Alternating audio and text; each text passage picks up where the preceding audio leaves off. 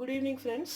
ఇవాళ నేను మీ అందరికీ ఇంట్లోనే సింపుల్గా ఆనియన్ పచ్చిమిరపకాయ పకోడీ ఎలా వేసుకోవాలో చెప్తాను, హోమ్ స్టైల్లో. దీంట్లో పెద్ద ఎక్కువగా వాడే ఇంగ్రీడియంట్స్ ఏం అవసరం లేదు.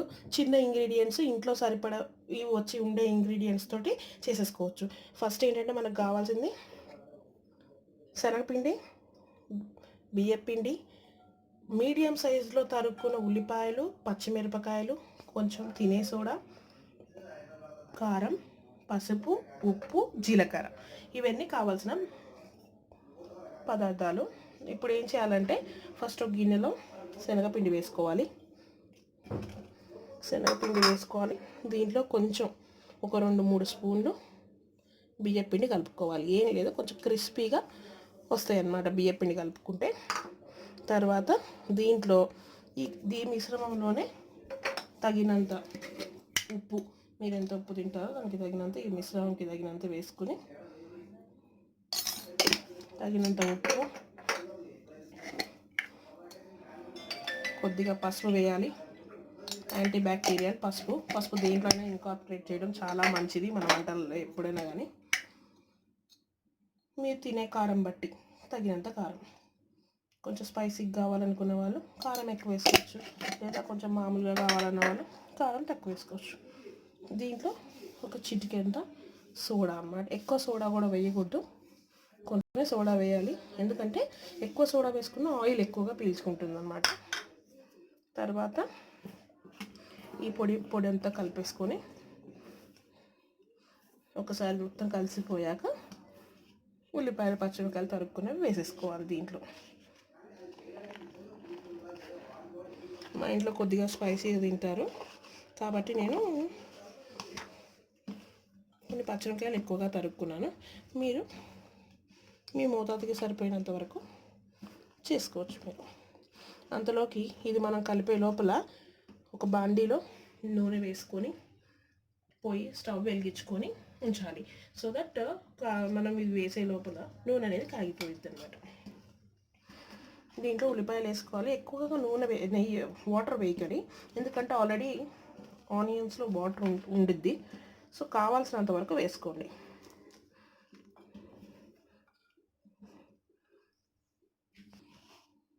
నాకు ఈ బౌల్ సరిపోవట్లేదు ఫ్రెండ్స్, అందుకనే కొద్దిగా పెద్ద బౌల్కి మార్చుకున్నాను, సో దట్ నాకు కలపడానికి ఈజీ అవుతుందని.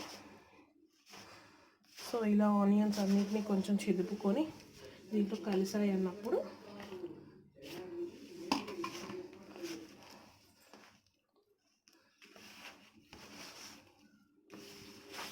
కొద్దిగా వాటర్ పోసుకొని ఇప్పుడు కొంచెం దగ్గరికి కలుపుకోవాలి. మరి ఎక్కువగా కూడా పోసుకోవద్దు, అవసరానికి సరిపడా పోసుకుంటూ కలుపుకుంటూ ఉండండి. మనం ఎప్పుడైనా మరీ లూజ్గా కలుపుకోకూడదు. మన ఆయిల్, ఈ పకోడీలో ఆయిల్ అబ్జర్వ్ చేసుకునేది వాటర్ మీద డిపెండ్ అయి ఉంటుందండి. ఎక్కువ వాటర్ పోసారనుకోండి, ఎక్కువ ఆయిల్ అబ్జర్వ్ చేసుకుంటుంది. కాబట్టి మనం తక్కువ ఆయిల్తో అవ్వాలి అని అనుకుంటే కనుక ఇలా గట్టిగానే కలుపుకోవాలి. యాజ్ వెల్ యాజ్ సోడా వేసాం కాబట్టి ఎలాగో మీకు మెత్తగానే వస్తాయి. సో ఆయిల్ కాగిందా లేదా అని చెప్పేసి ఒకటి వేయాలి ఫస్ట్. అలా తేలి పైనకి వచ్చిందనుకోండి, స్టార్ట్ చేసుకోవాలి వేయడం. మనం మొహమాటం ఏం లేదండి, మంచిగా చేతితోటే వేసుకోండి, అప్పుడే పకోడీలు బాగా వస్తాయి. చేతితో చేయడం ఇంకా వేరు.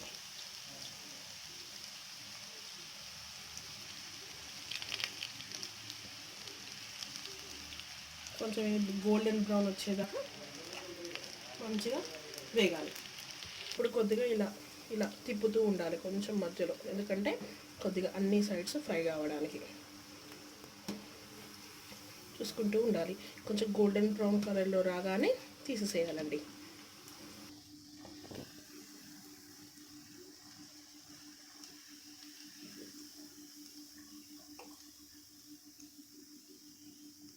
ఇలా గోల్డెన్ బ్రౌన్ అయినాక తీసి కొంచెం ఆయిల్ దిగినాక ఇలా ప్లేట్లో ఒక టిష్యూ పేపర్ వేసి టిష్యూ పేపర్ మీదకి ట్రాన్స్ఫర్ చేసుకోవాలి.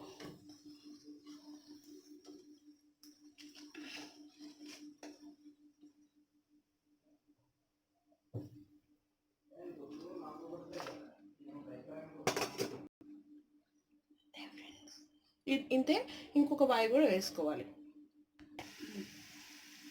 ఇలా మళ్ళీ వేసేసుకొని తీసేసుకొని కొంచెం టిష్యూ పేపర్లో ఒక 2 నిమిషాలు ఉంచాక సర్వింగ్ బౌల్లో పెట్టి టమాటో కచప్ అన్నా, మామూలుగా అయితే ఊర్లలో అయితే పండు మిరపకాయ పచ్చడి అన్నా, నిమ్మకాయ పచ్చడి అన్నా చాలా విధాలుగా ట్రై చేస్తారు.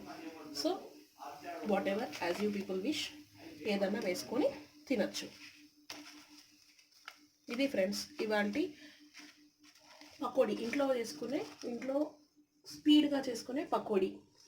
ఇంట్లో ఉన్న ఇంగ్రీడియంట్స్ తోటి చేసేసాను కాబట్టి ట్రై చేసి నాకు కింద కమెంట్స్లో రివ్యూ చెప్పండి. నా ఛానల్ని ఇప్పటిదాకా మీరు సబ్స్క్రైబ్ చేసుకున్నట్లయితే please subscribe and like and share the channel and videos, and thank you for supporting me. Please support my videos and channels, like and comment. Thank you.